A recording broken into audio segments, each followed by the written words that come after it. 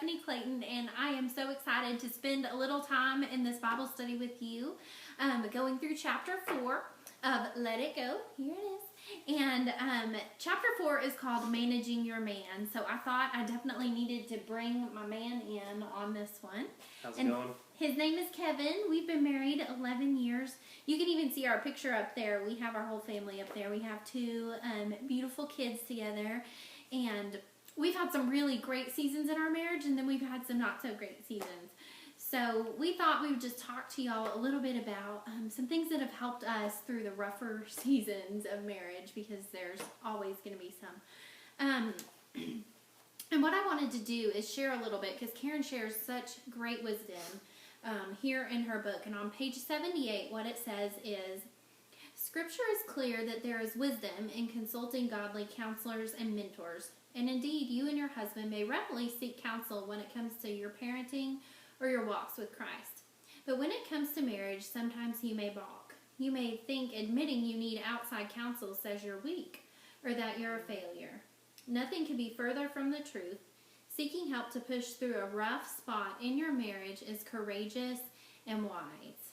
And I'll tell you, I am a counselor, so when I thought about having to seek counseling, it was kind of like, I really did feel like a failure. And I spent a couple of years in my own individual counseling because I was struggling with depression and struggling with a relationship that was like a dating relationship from my past, and I was carrying a lot of those issues into our marriage. I had a lot of control issues at that time, and I was really trying to control Kevin so that he wouldn't hurt me, because I'd been hurt before, and it wasn't that Kevin had ever hurt me, it was that I was carrying those issues from my past into our present relationship. But I found that, as I sought my own counsel, we needed a little more. It wasn't quite healing our marriage yet at that point, so we decided to go a little bit further. And you want to talk about what else we did? Yeah, sure. We and we really did. We had some rough seasons in our marriage, especially early off in the years, and the first 5 years. We had a lot of stress. We had some financial problems, and we broke down so much. We even brought up the D word, divorce. We weren't getting along. We were fighting, arguing all the time. Stephanie started going to counseling, and we actually decided to go to one of our pastors and do a counseling session just for us as husband and wife. And I really think that's when it kick-started our marriage off in the right direction. It was hard to do. I was prideful. I thought I could fix it myself. I know Stephanie probably thought the same way. I did. And we just prayed a lot about it, and it was like the last thing we could do to save our marriage. And God used this pastor in a special way, and just really, like I said, it kick-started us off in the right direction.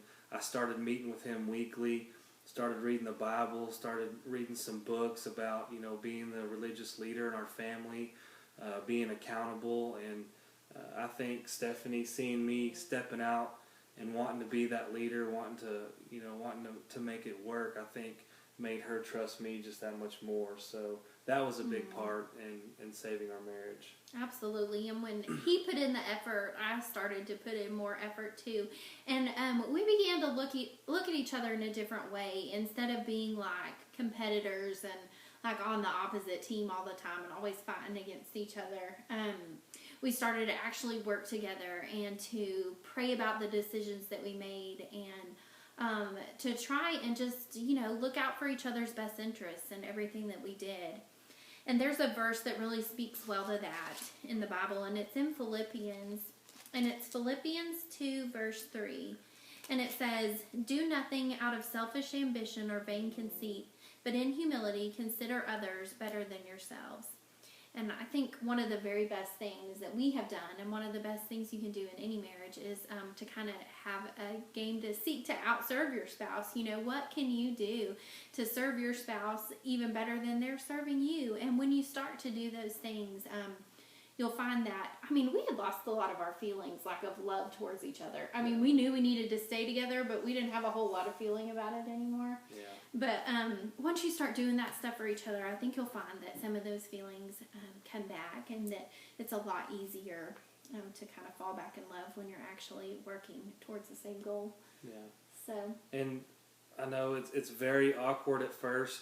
We started praying together. Yeah. And it was weird at first. I'm just telling you, just try it, work through it, and that's a big deal for us, because praying together, you know, praying to God about financial decisions, decisions with our kids at work.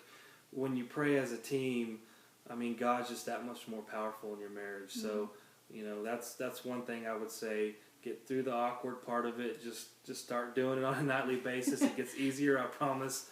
And I think that's a big part in our marriage. Absolutely. Doing Bible study together and praying together, it definitely has made a big difference. So I hope y'all enjoyed our quick little video. To kind of get you kick-started in the right direction, you might consider asking your spouse to do this little survey that's at the end of the chapter, and it says, Getting in the Groove with Your Groom. And it just is a survey to see, you know, what areas that you're more passive in and what areas you might be more controlling in. And then you also ask those questions of your spouse, so y'all can kind of see how you're balancing out in different areas of your marriage. And so I hope y'all enjoy that. I hope it gets the conversation going in your marriage. And thanks so much for spending time with us. See y'all later. God bless. Bye.